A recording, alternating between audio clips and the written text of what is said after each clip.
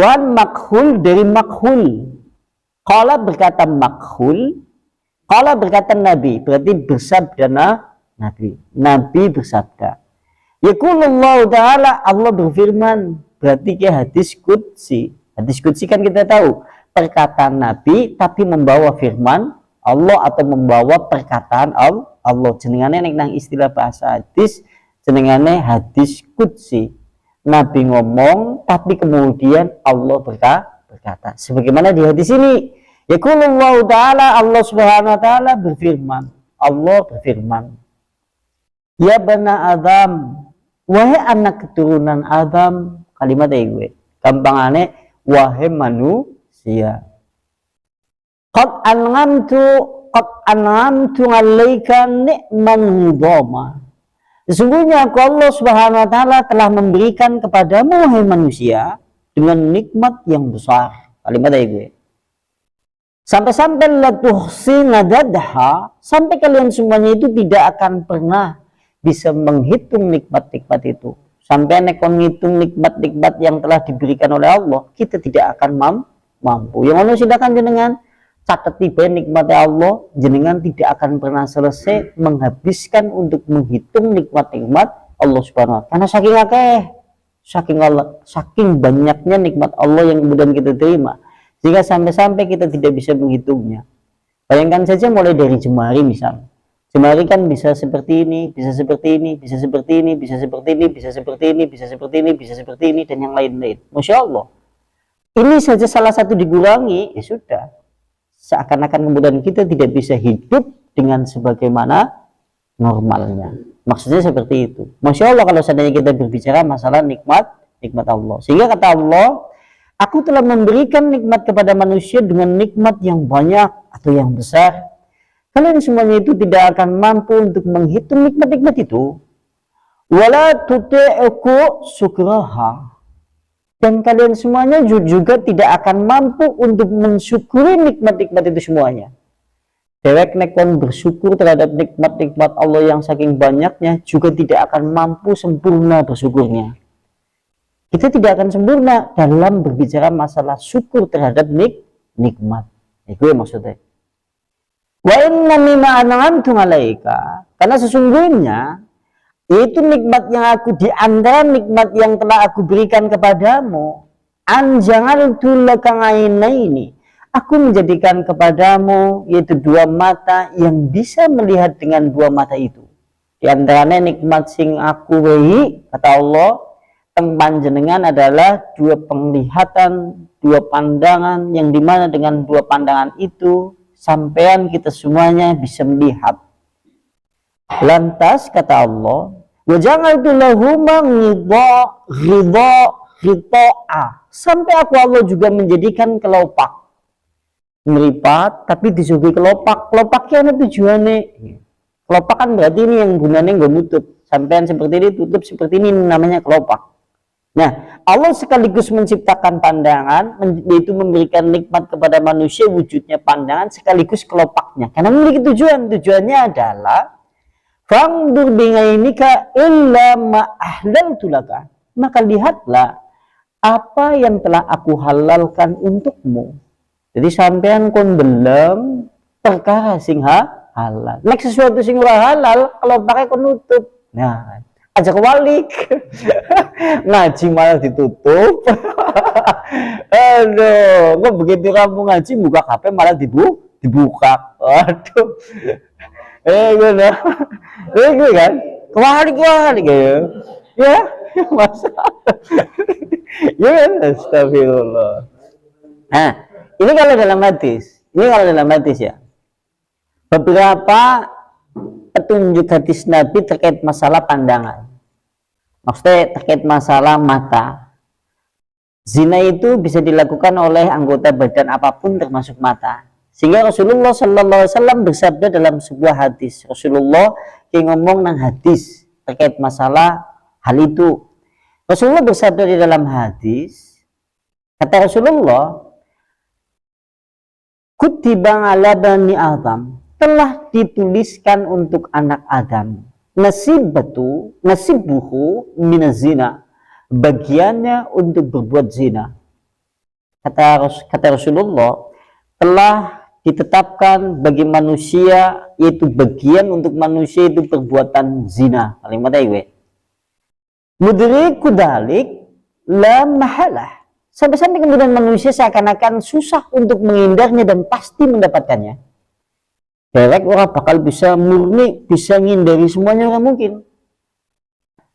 Falainani, maka adapun zinanya perbuatan mata, berarti mata kita bisa berzina, yaitu an-nadru tatkala dia melihat sesuatu yang diharamkan oleh Allah. Nah, dewek neng dalam sesuatu yang haram kan berarti zina, mata.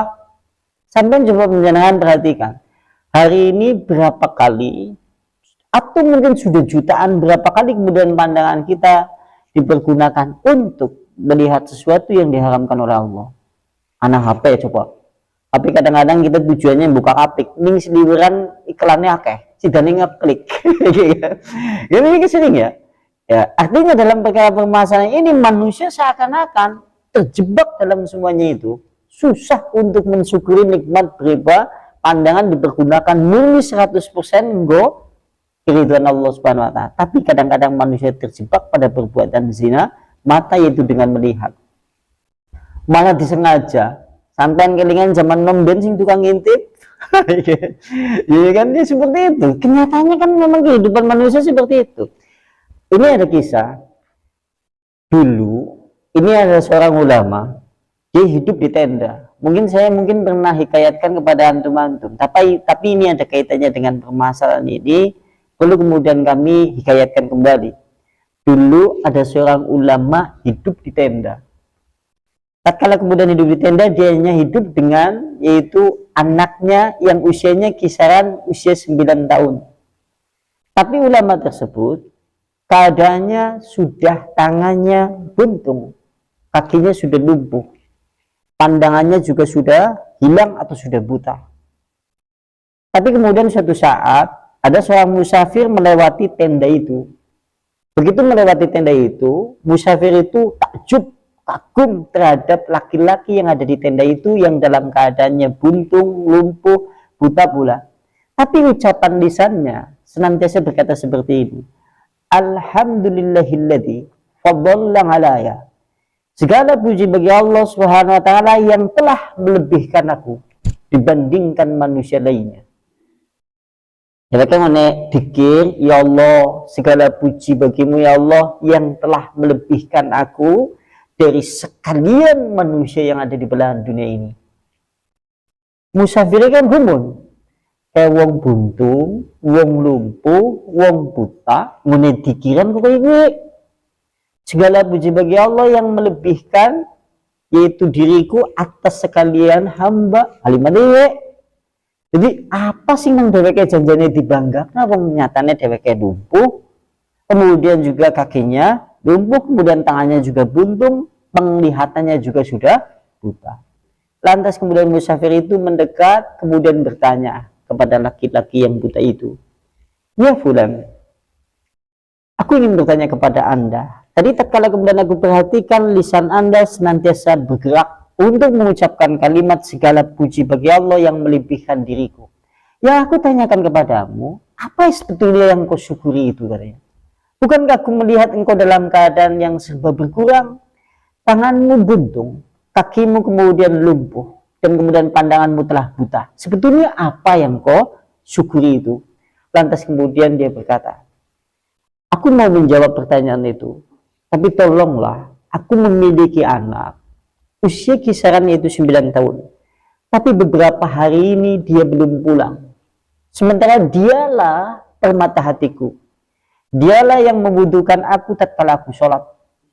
Dialah tatkala kemudian aku hendak lapar, maka dialah yang menyiapkan makanan. Tapi beberapa hari ini dia tidak pulang.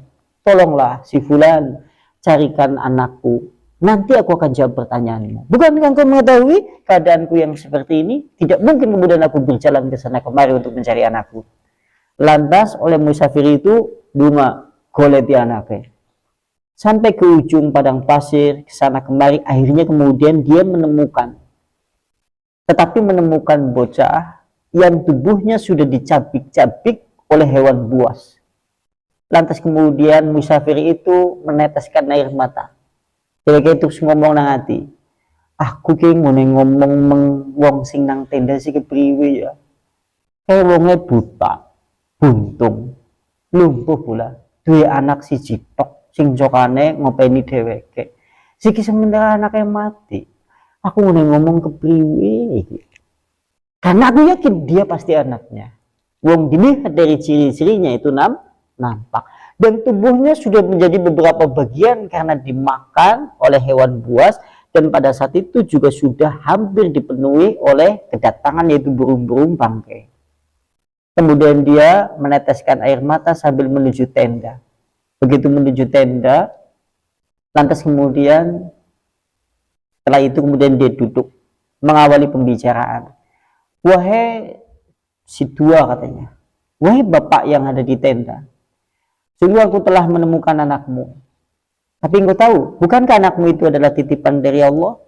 Kata orang tua tersebut, ya, anak itu adalah titipan dari Allah. Dan sesungguhnya yang memiliki itu telah mengambilnya. Lantas kemudian bapak tua yang ada di tenda itu kemudian dia menangisi kematian anaknya. Lantas kemudian dia menjawab, sebagaimana janjiku padamu, aku ingin yaitu menjawab pertanyaanmu. Sesungguhnya yang aku syukuri adalah, dulu tatkala kemudian aku masih bisa melihat itu perkara yang haram.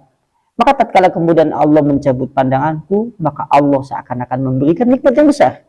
Sehingga aku sudah tidak mungkin memiliki kemungkinan untuk melihat sesuatu yang diharamkan oleh Allah. Mugi sing angel.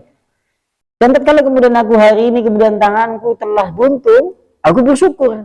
Karena dulu dengan tanganku juga aku pernah pula, yaitu menggunakan tanganku untuk berbuat jahat. Hari ini tanganku yang seperti ini, maka sudah tidak ada lagi perbuatan jahat dari tanganku.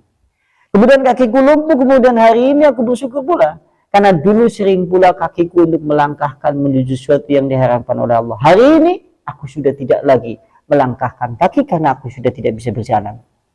Dan perlu kemudian aku syukuri semuanya itu. Hari ini ternyata syukurku kepada Allah Subhanahu wa Ta'ala melebihi segala-galanya. Karena inilah wujud syukurku kepada Allah. Bukankah engkau mengetahui? Kata Pak yaitu dua yang ada di tenda itu. Bukankah engkau mengetahui orang yang matanya sempurna di kepalanya? Tapi seakan-akan kemudian dia tidak sempurna. Karena seringkali melihat dengan matanya itu sesuatu yang diharamkan oleh Allah. Bukankah engkau pernah melihat orang yang kedua tangannya sempurna pula, tapi kemudian dengan tangannya justru menambah dosa-dosa? Bukankah engkau pernah melihat pula kedua kakinya sering pula kemudian dia melangkahkan menuju sesuatu yang diharamkan oleh Allah? Bukankah dia manusia yang sempurna, tapi perbuatannya tidak sempurna karena dosa-dosa yang telah diperbuatnya? Nek derek dalam pelajaran ini, Masya Allah. Masya Allah ya. Lantas begitu menjawab seperti itu, akhirnya kemudian dia mati. Begitu jawab seperti itu, dheweke terus mengucap la ilaha illallah, akhirnya kemudian dia meninggal. Begitu dia meninggal, si musafir itu kemudian mencari bantuan. Begitu mencari bantuan, ternyata ada rombongan jamaah haji yang hendak pergi menuju Mekah. Lantas kemudian begitu rombongan mendapati laki-laki itu, lantas sontak semua orang berkata, inilah ulama yang selama ini kami cari. Dia adalah bernama Abu Kilabah. Oh, jenengane Abu Kilabah, ulama sing selama ini digoleti nang wong akeh, akhirnya dheweke nyepi nang tenda di tengah-tengah padang pasir dalam keadaan yang seperti itu. Masya Allah, ini patut menjadi suri tauladan bagi kita semuanya tentang orang yang Masya Allah dia memiliki kekurangan tapi sangat bersyukur kepada Allah. Nek dheweke bersyukur, dhewek kudune lebih bersyukur karena kita memiliki yaitu fisik atau anggota tubuh yang sempurna.